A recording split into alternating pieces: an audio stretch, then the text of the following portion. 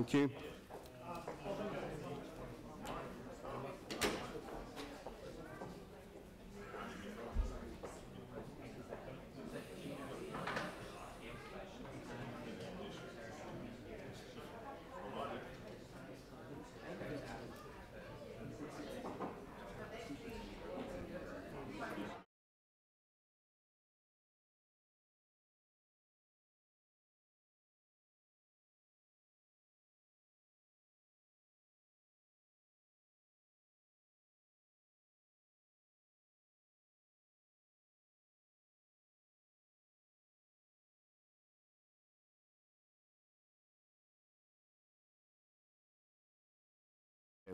All right, great. So let's press on with this.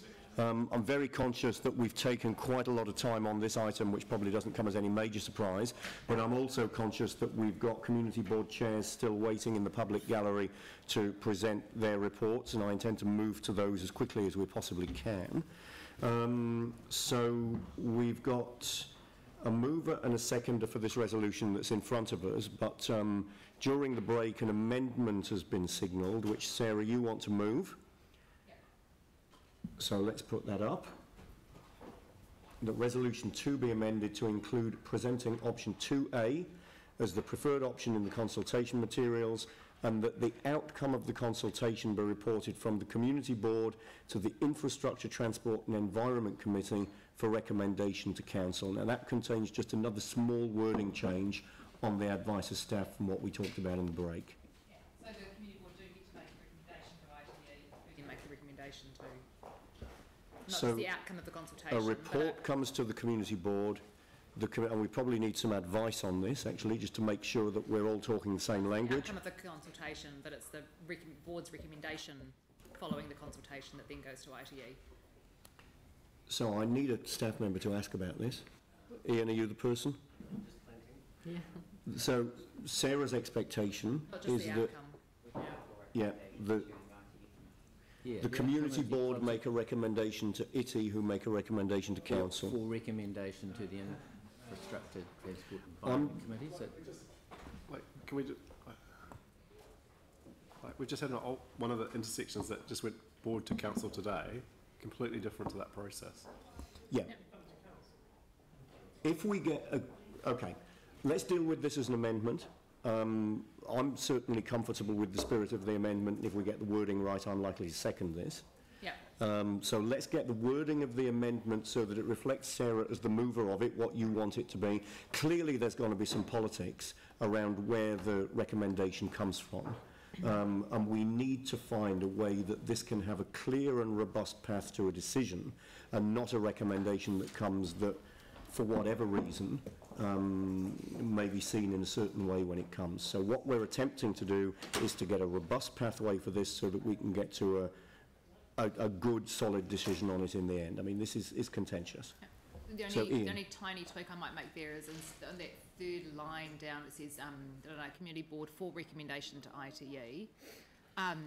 It might be as a recommendation to ITE, because it looks like the outcome of the consultation be reported from the Community Board as a recommendation to, yeah, from the Community Board as a recommendation to the Infrastructure, Transport and Environment Committee for final recommendation to Council. So that's the process that's been proposed through this amendment. People will have the opportunity to speak to it. Okay, so could I ask that the amendment be put in two parts, please? Because I support one but not the other. All right, so let's split the amendment into two. So, don't you support? okay, we'll come to who supports what in a minute. So, one, that resolution 2 be amended to include, and 2, that the outcome of the consultation. So let's split it into two, realising that people may be comfortable with one part and not the other. I just wonder, Andrew, if Councillor Kewen's open to this. Well, I think the suggestion... Councillor Kewen doesn't... Oh, no, right, okay, yeah. So would you be happy for this to be incorporated into your recommendation? Into the motion that you're putting forward? Yeah, potentially. I just need to understand why it's going to ITE before Council, not just straight to Council like all other processes. I'm going to ask the question clearly. Are you comfortable with this amendment as it's put, realising there are two parts to it, to be incorporated into your resolution, or do you want it dealt with as an amendment? I'm trying to get to a point where people can agree to what you want, which is to go out with option 3 for consultation. I think there's a real danger that we could end up in a situation where the consultation document doesn't have option 3 in it. I'm trying to get to a point where people can agree to go out to consult with option 3 as one of the things we're consulting on, because that's what your board and your community have asked us to do. We might be able to do that, Andrew. If you could Pauline have an opportunity just to give her rationale around why she wants 1 and 2 put separately, and then that might clear it up for Aaron. Okay, because I will not be supporting the substantive. But I do support if it carries, that it comes through it. So if I support option 2 being the preferred option, I'm supporting the substantive, and I don't. So if these were incorporated into Aaron's motion and still separated out, it would still give you the opportunity to vote for one and not the other. Okay. On that basis, Aaron, are you comfortable for these to be incorporated as they stand into your recommendation? I'm uncomfortable, but I will allow them to be included. So you're happy to continue to be the mover of the... You'll continue to be the mover of the recommendation with these 2 incorporated as 2 separate... Yep. And Jamie, you're happy to continue to be the seconder on that basis? The art of compromise. All right, so let's do that. So let's bring these into the main body of the motion with Jamie as the mover. With Aaron as the mover and Jamie as the seconder. All right. So now let's move to debate. Tim, you've got a question, yeah. Staff advised us that if option 3 were put to as an option to the consultation, it would affect the delivery of the top 5. So I would like, if options 3 is going to be put to the community board and the community, I would like that separate, because I can't support that. Because if you look at the top 3, and I'm talking about my community or our community with our community board, on that top 25, 3 of those intersections are affected in our ward. One of them has had a fatal, and a number of... Okay, we're getting into debate. Can there be an option there for option 3 to be put separately? No, I don't think so. I think what we're doing is saying what we want to consult on. If you were totally uncomfortable with option 3 being an option, then you would vote against. Yep. Because what we're talking about is the content of a consultation document. Yep. If we start parsing it out too much, then it becomes meaningless. Okay. So now moving into... No, I had questions. You've got a question, yes. Yannick. Okay, and the question is on new matters that weren't raised before? Yeah, like this is a report from a community board. We had the community board chair present to us. I want to know what their view is on the proposed amendments. I think that's only fair. No, we, council, are responding to a request from the community board with what is rightly a council decision about how we consult on something that will ultimately be a final council decision on matters of which have been raised by that community. We've done, and we're about to do, what we should do, which is to take into account the views of the community board and how we give effect to those. We're changing the delegated decision-making that exists between a community board and council with number 4. No, it's a process. It's our right to do that, and I think there are some good reasons in this case why we would. Let's leave it for debate. Can I also then ask the question, I just wanted clarity around 2A and the bus route. If 2A is the preferred option, what that does for the bus route. I was a little bit unclear about staff saying they weren't aware of it. Yeah, let's get some clarity on that. Aware of it? Yeah, I'm comfortable with that. It wasn't unclear. They actually answered. Let's get some, if it's been unclear to some, let's get some clarity on it because it's relevant. Does 2A basically go against the proposed bus route that's currently proposed? Is that the deal? And how would we propose to resolve the issue if it became an issue? How would we propose to resolve the issue should it become an issue? Yeah. There are options that we could do something there to get the bus through that option of 2A. It's the right turn of a bus off Harewood Road and across onto Gardiners Road, so heading north up Harewood Road, right into Gardiners is the proposed route. There are options that we could put in place to do that, and we would look to do that before we went out to consultation we would look to have that addressed before we went out to consultation. So if that had the effect of changing option 2A, are you suggesting that it would? Yes, it probably would have to change 2A slightly, Would you then need but it to... wouldn't change it for car traffic. So you could do a right turn, for example, you could effectively do a right turn bay for buses only. I just wanted to kind of stop us from going out for a consultation and having to go out again because the bus routes are changing. No, we wouldn't do that. So if 2A needed to be amended because of this bus route issue, would you then need to go, given that we're approving option 2A for, well, if we go with what's in front of us, we're approving 2A for consultation today, if you were then going to amend what we've approved, would you need to bring that back to us?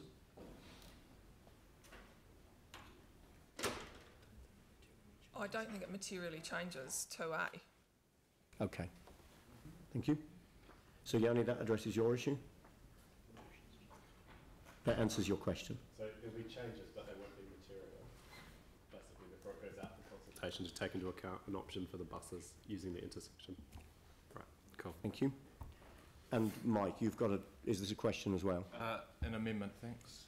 An amendment, okay. Yeah. I'd just like to move that the consultation document is signed off by the Chair and Deputy Chair of the Whenua Waimarie Harewood Community Board and ITE before going out for public consultation. Well, I have a feeling that the mover and seconder would be quite open to that, including that in the substantive as well. So Mike, just repeat that again, that it would be... That the consultation document be signed off by the Chair and Deputy Chair of both the Whenua Waimarie Harewood Community Board and the ITE Committee. I think that's very reasonable. Yeah, I'm supportive of that. Question, is that normal for a consultation document? No, it's not, but I mean, I think as has already been... It's not normal to go and consult without a budget. What is a simple request from a community board to council?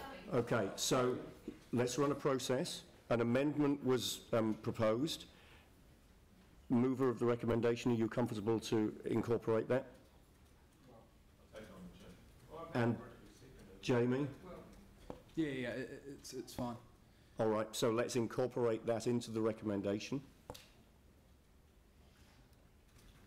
If people need me to put things separately at the end, I'm quite happy to do it. It can always be put separately, exactly. And there'll be plenty of opportunity for debate.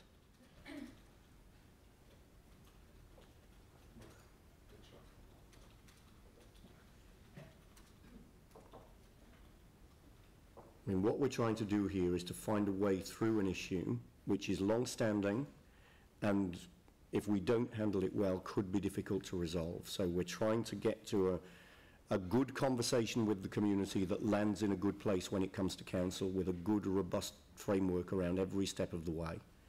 That's why this is different than we would normally go out for a simple consultation, in my view. Okay, are we now in a position where we can move to debate? Yes, great. Okay, so who wants to debate this? Aaron. Yeah, I might just go first in case I need a right of reply at the end. Raf just before did make comments to how this is a little bizarre. It is, and it kind of feels like living in a Nikki Hagar book circa about 4 years ago from where I'm sitting. And it's odd that in lots of parts of the city we ram traffic lights down people's throats where they really don't want them, and yet when a community screams out and asks for them for essentially decades, I've got letters from people that have lived in the area for a long time, have asked right back to Pat Harrow's day, can't get traffic lights. For me, this entire debate comes down to democracy and is it alive and well in the city, and I think it's at a risk of being choked well and truly through process, because here's the process to debate. Here's the process so far. I was approached by a lady whose children couldn't walk to school in the area. She asked for traffic lights. That was prior to the last election, about a year prior. She came to the Papanui Ernest Community Board by mistake, and that's where it started. So I looked into the issue and found out it was a big one in the area. I was probably only elected on the issue of the traffic lights, let's be honest. I was pretty tarnished going into the election. So it was, during my sabbatical, shall we call it, I made a play to come back, and it was essentially around traffic lights because that's what that community wanted, and they had someone stand up for them and say, I'll go out and try and get you what you want. It appears that's not how our city works, even though we have these processes every year. So after I was elected, I put a motion to get the traffic lights. That was not the process I was told by this table, and I was told that it has to go on the annual plan. I brought that to the annual plan. It was not supported because it was outside of our scope and the way that we rate our intersections, so I'd have to come to the long-term plan. I brought it to the long-term plan. The outcome of that is it then goes to the board for a report, for the board to make a recommendation to this council on what they wanted at the intersection. That has happened, and it was supported by the board unanimously. And now we are back to this point here where we now apparently have a policy that exists that if something is unfunded, it cannot have a decision made on it, and it can't even go into the annual plan going forward, which means why even bother spending $1 million odd next year consulting on the annual plan? What a waste of money that could be, especially for the people of my ward. I put up a post 2 days ago to say that we'd be debating this today. I had 234 comments. Normally my posts get about 2. So it was obviously something that people are interested in my ward. Of those 234, 230 emphatically said traffic lights. I won't use some of the other words they use, but they just said get on with it, traffic lights. Let's get this done is used sometimes. There were 76 shares, 2 people tagged other people in, and 2 wanted a roundabout. 0 were against traffic lights at this intersection, and I'm going to have to ask, because I've got friends that are deaf, is this council deaf when it comes to listening to its communities when they want something and want it for years and years and years? They put us in here to make decisions on their behalf, and I see a lot of things come up at this table, and if we're going to talk about cost, the cost of this is the cost of the weed catcher down in the Avon River. I know it's a statue, it's a good-looking weed catcher, but it's a weed catcher versus a set of traffic lights that thousands of people want. And it is thousands because I've got the signatures, I've got the emails, I've had the letters, and our board's had the conversations with its community. The stats that we get, I believe, are flawed. I think NZTA would fund their share. I have 2 photos of separate dated incidents. They are not staged at that intersection this year where ambulance and police attend. If those stats are not recorded, then all of our decision making, if we're using stats that don't record the emergency services going to crashes, is flawed. And so we're using a broken system anyway. Those are my points that I'll make at this point. I ask that everyone here does join together and we work as one council. Thank you. Sarah and then Phil. Sarah. Thank you.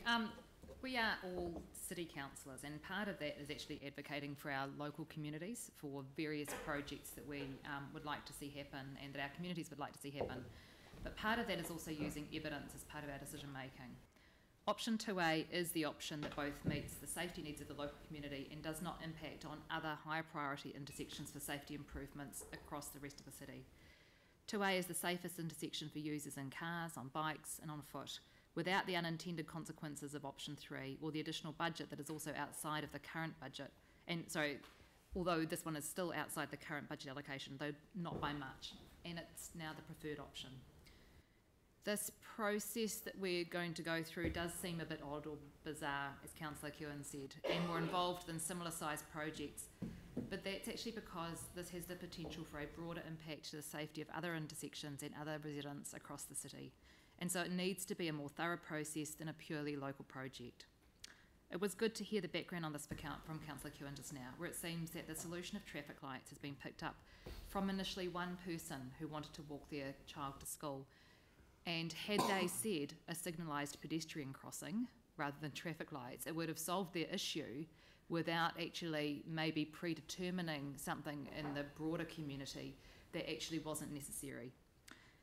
However, I'm also in favour of allowing the community board to have a conversation with the community about what option might best suit the community, and the fact that the community board are willing to wear the flag for raising any expectations and discussing a proposal that may not ever pass. Thank you. Phil and then Pauline. Well, Mr Chairman, I'm actually going to oppose these resolutions. In terms of process, there's a saying, you get the process right, you get the best outcomes. And I think, unfortunately, the Community Board have taken a narrow board view rather than a view for the whole city, especially if we're concerned about the principle of safety, which is what this discussion should be about. Now, when we look at the reports and the memorandum we received, it's quite clear that, for example, Colombo Street Dyers Pass Road, that's been pushed out already to 2028, okay? And we were told today, if this goes ahead, in effect, that intersection will go out further. So where does that stand in terms of safety? It's one of the highest risk intersections in the city. It's had the more serious casualties in 5 years than most other intersections. 5 cyclists and 2 motorcyclists have been seriously hurt and injured. So where does this, what we're talking about, rate today? It's number 81 in terms of safety, of the urgency for it to be addressed. We've also got a table showing the top 25, which clearly needs to be worked through, and that, for our council, if we're going to take safety seriously, should be the priority, rather than looking at intersections which, in fact, okay, it's been acknowledged by Councillor Kewen, it came from election discussion, it's been put up, the community board have jumped on it, given us some of the information we've been given. We've been told that, in fact, the staff information isn't consistent. Well, in fact it is, and it's the information for the board which hasn't been all correct by any means. So we should be comparing apples with apples when we make decisions like this. The staff have given us standardised data. The other information we've been given is been plucked out of more recent photographs and information like that. So basically, I'm not prepared to see something like this jump a queue when it's got a very low safety risk, just because, in fact, the loudest voices are crying. We need to make responsible decisions around safety, and agreeing to these recommendations today, in my view, will be irresponsible. Thank you. Pauline. Yeah, thank you. Look, I'm really struggling to understand this board's stubbornness, where in their own ward alone, there's much, much higher priorities for safety at intersections. There's much more hazardous intersections. For example, Harewood Greers, 3 serious, 7 minor crash data. Island Memorial, 3 serious, 5 minor. This intersection, 0. But I can understand why the councillors and the community board are recommending this, because they are listening to their community. But community needs to understand all the information, all the data, and particularly our prioritisation program. But as Councillor Templeton referred to, as councillors, we need to make decisions around this table with a city-wide lens, an aerial view, not just our own wards. It's our responsibility to do that, to make really solid decisions. So I'd be very surprised if the 3 local councillors concerned with this continue to support this, particularly in light of the evidence that we've heard today. The funding issues. All options have got funding issues. That's just one part of the negative of this decision today. And also there's a reason why Councillor Kewen has never been able to get this through, because it's simply not a priority on a city-wide scale. I'd say every councillor around this table would have an intersection in their ward that we could push through in this way as well. But at the end of the day, I would expect it to go into the priority program. And any issues with this intersection, as it says in the report, are actually perceptions. We had one in our ward at Edgware Road pedestrian crossing. For many years people were saying we want a signalised crossing, but it was a perception, and indeed there were never any incidents there. It was a perception, we realised that. So I simply cannot support this going out to consultation yet. Maybe one day when the time's right. We will be building up an expectation in the community. Once it goes out for consultation, they will expect a decision. And I simply do not think we can jump the queue, as Clearwater says. So I really can't support it going out for consultation even. But we do know that the MCR proposal will address this intersection and the safety issues. But absurdly, this board has recommended to defer the MCR till 2028. Another way around this, if it doesn't pass today, is the board could recommend that we prioritise this section of the MCR, this stage, and bring it forward. But at the moment, let's stick to fair process. Let's use a city-wide lens and keep this where it sits in a priority program. I urge you all not to support going out to consultation. Thank you. Tim. Thank you, Mr. Chair. Look, first of all, I want to thank the community board. They've done exactly what they should be doing, and that is representing their community. There is a difference between councillors and community board members, and that difference is councillors have a dual role as into representing our communities, but with a lens of the city. But if a community board is told specifically that a number in their community have concerns, then you are obligated to listen to them. And it is not for me to tell another community board, I mean, we can debate and discuss about what their priorities should be. So I just want to say thank you to that board and to standing up and being heard. But in saying that, I represent the south of Christchurch, along with my colleague Phil Clearwater. We have 4 on that top 25. So that is why I can't support option 3 being included. In our area, we have an issue now with Tennyson Street, and we've got trying to work out and ascertain where that is on the list. But it is our community telling us, and we've got to work with other members in our community to weigh that up, and that's always really, really difficult. So I'm really struggling for this one, and I wished I could have separated 3 from 2 and 2A with regards to this, because if we can vote for something that is not going to affect the top 25, then that would be the way I would go. But unfortunately, option 3 does affect, as staff have said, the top 25. And if you look at the 4 in our area, in that top 25, you've got Lincoln, Whiteley, Barrington. It has had 1 fatal. That is serious. If we look at Cashmere, Colombo, and Tourist Dyers, we talked about Aaron having photos. I mean, I didn't take the photos of ones I saw, but I'm sure when we get that updated version, the 2 that I saw with ambulances, there are a number of others that didn't have injury, I'm sure, but those will also be updated. The other 2 are at 22 and 25 on that list. They are all of serious concern to our community. So I can't vote for this, although I would very much like to. So sorry, Sam, but option 3 affects the top 25, and I can't support that. I would like to have supported 2 and 2A, but that is it. So yeah, that's where I stand. Okay, thank you. So I've got Yanni, Jamie, David. Yanni. Oh, thank you. I'll strongly support this going up for consultation. You know, a number of us as councillors stood on a platform of supporting and strengthening our community boards.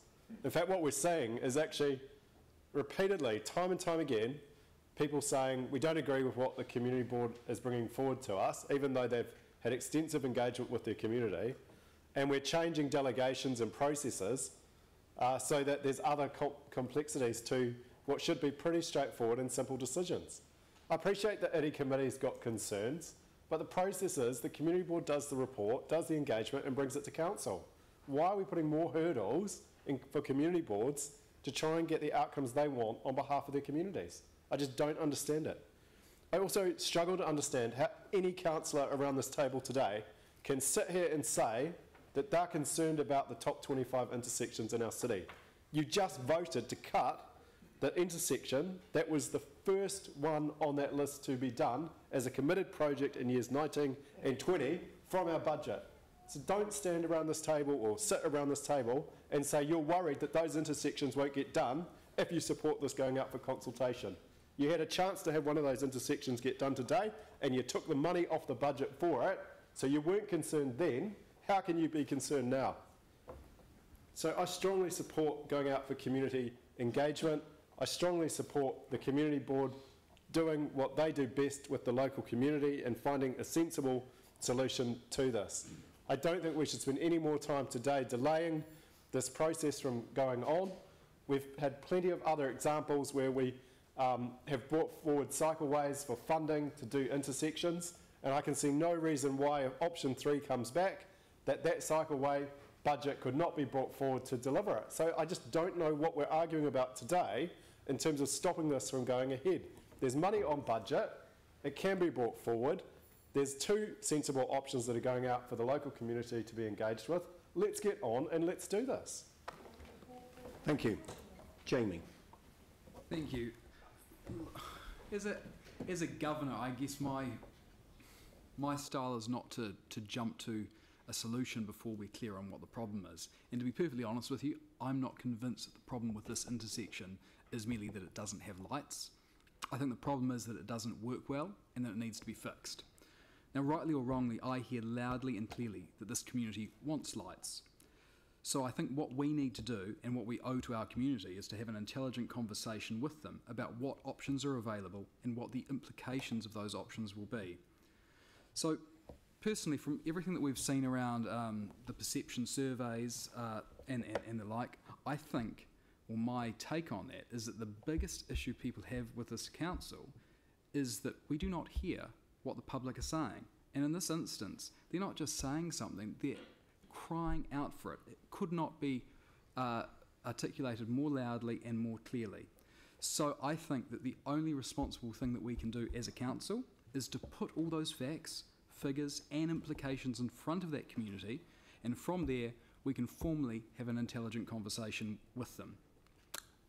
If from that they deem to go down one avenue, then we can consider that, and then we know how they feel, and we know that they have been armed with all the information that we've had the luxury of having. If they want to still progress down the path of lights, well, then we've got some things to consider.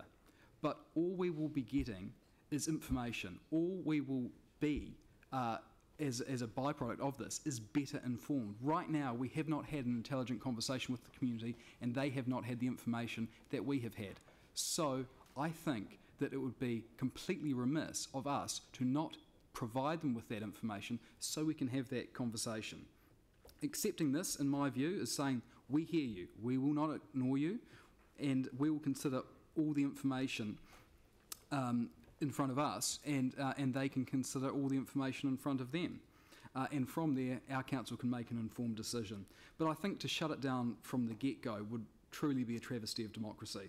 So no one is jumping to a solution here. All this is actually about is hearing what is important to the community and giving them the information to formally tell us what they would like us to do. So I personally think that, that we owe it to our community to have this conversation with them, and from there we can make decisions. And if that means that we need to alter a budget as a result of that because the council deems that that is the correct way to go, then so be it. We do that every single day. We're going into an annual plan. We're going to sign off a draft before Christmas. An annual plan is quite literally the variations to the long-term plan. So things that aren't budgeted for are moved all the time, and we will be going into a process that is explicitly created for that reason. Anyway, just to finish off on this, no one is jumping to any solution. All this is saying is, to the community, we acknowledge what is incredibly important to you, and I think that we owe it to them to be able to have that conversation with them, and this is purely to consult on something that they consider the top priority. And if we don't do that, I would seriously wonder why we have a council. David and then Dion. Thank you. I'm probably going to just reiterate some points that have already been made. And the first, I've just got 4 quick points. The first one is the role of the community board, and I absolutely agree with other speakers here that community board members are tasked with advocating for the best interests of their community.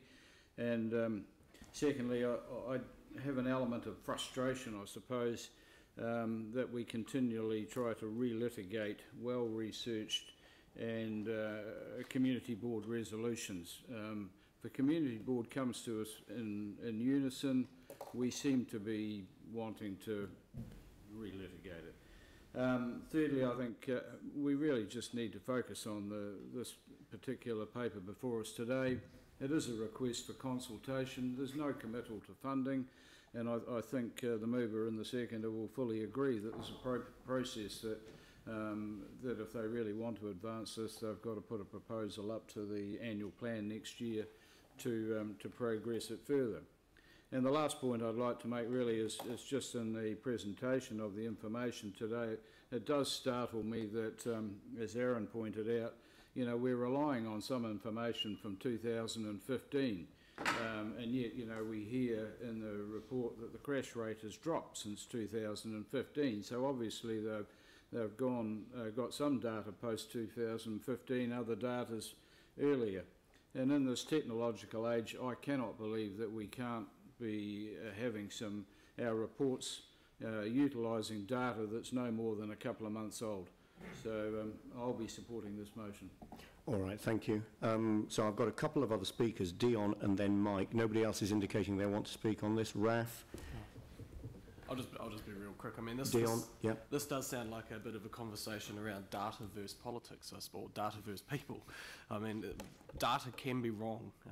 The parameters around data can be wrong, or for the situation that people are in. And data isn't compassionate, but politics should be.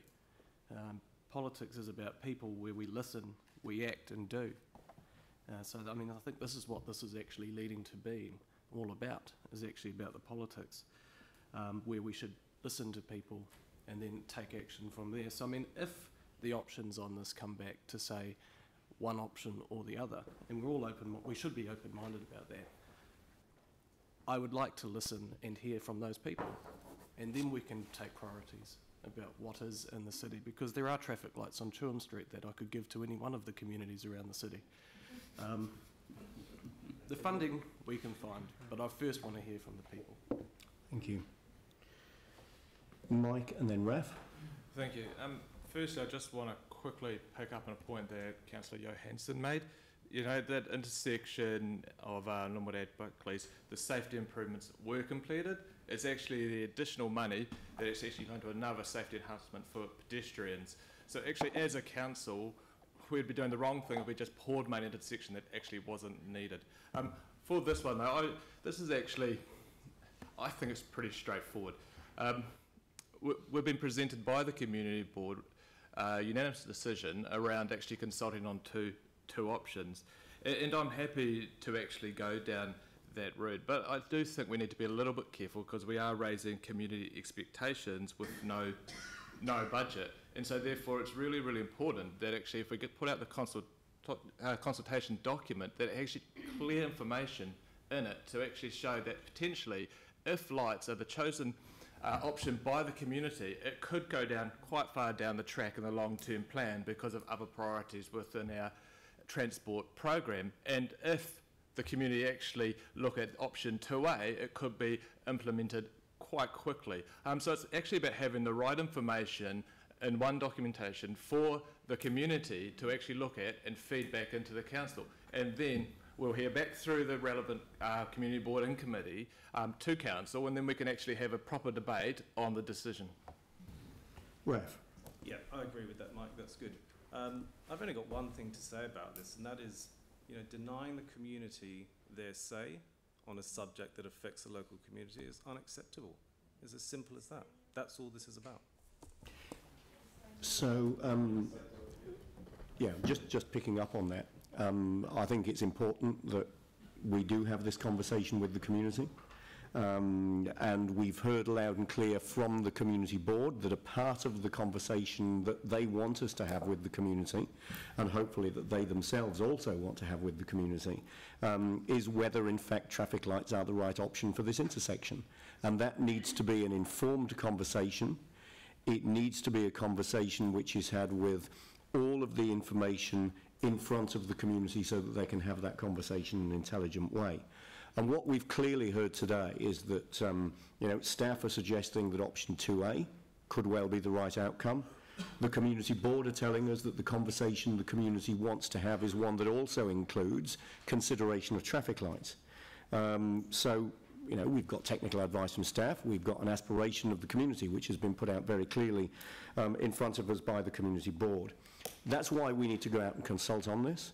In my view, regardless of what the outcome might be, that's why we've got to respond to the request which has come from the community board, and that a part of that consultation should be whether traffic lights are part of the answer, but based on good information that allows that conversation to happen in an intelligent way. The community will tell us their view, And hopefully they'll read what I hope will be detailed information in the consultation document informing their view. And some people may even change their mind from one to the other versus views that they might have held around traffic lights in the past. We also need to be very aware that all we're doing at the moment is consulting, having that conversation with the community. We're not making a decision today about whether traffic lights are part of this or whether they're not, or exactly what the intersection safety improvements look like. We know there are implications in terms of funding and timing from whatever result that consultation brings about. We're also very aware from other consultations that we've had that a response to a consultation is just that, and it's not the result of a referendum. So what we've tried to do, I think, today, and I hope that we've achieved it through this set of recommendations in front of us, is to take into account the good staff advice that we've had, take into account the aspiration of this community about the conversation that they want to have as expressed to us very clearly by the community board, and set out a robust process to get to what will turn out to be the right decision that we've arrived at through a robust process on what has been a long-standing and at times contentious issue. So whereas this may not be the normal process that we would run, I don't think that this, in the way it's been presented, is a normal issue. We wouldn't spend normally the length of time we've spent in this meeting talking about upgrades to one intersection. So I think the recommendations we've got in front of us really reflect what we've heard. I look forward to hearing the views of the community, and I'm sure they'll express those views in large numbers and express them well, and I look forward to seeing us respond to that in a meaningful way, taking all aspects into account. Aaron, did you want a very quick right of reply? Short right of reply, and I can kind of see where this will land today already, and I hope it lands where I think. And it will be interesting to check the timing on this from where we are in this process to eventually there is an outcome at that intersection. I've got no doubt that the reason why it's taken this process today and all of those changes and the odd thing is because of who it's come from, not where it's come from or why. It's pretty clear. And I will say this, that a year out from an election, when people question why Jani Johansson's at this table, there's a reason why he gets the most votes in the city generally at every single election. It is because he listens to his community and he advocates for them. You might not agree with him and you might not like the way he asks a lot of questions all the time, but he does that. He stands up for the people in his area. That's why he's at this table, and he'll be here as long as he wants to be here. None of us can change that, and if we all acted the same, maybe the council's entire engagement with its community would rate a lot higher than it does. I'll put the motion. In fact, no, we need to put these separately, don't we? So what are people wanting me to put separately? So option one's easy. So I can put 1 and 2 together. If you agree with 2, you probably would agree with 3, wouldn't you? So put 1, 2 and 3 together, and 4 and 5 each separately. Andrew, it's almost sounding like everyone's quite happy for it to be put as a whole. I don't think so. Oh, you're not? I'll put 1, 2 and 3 together. All right. So 1, 2 and 3 only at this stage. All those in favour say aye. Aye. Against? No. I'm going to abstain. Okay, so votes against, can we have those noted, please? So that was Pauline, Phil, anybody else? Pauline and Phil against, and an abstention from Tim Scandrett. Okay, now so that's carried. So in the context of that, I'll now put paragraph 4. All those in favour say aye. Aye. Aye. Against? That's carried. And paragraph 5. All those in favour say aye. Aye. Aye. Against? That's also carried. Thank you very much indeed. And thanks to staff for detailed answers to a large number of questions as well. Thank you very much indeed.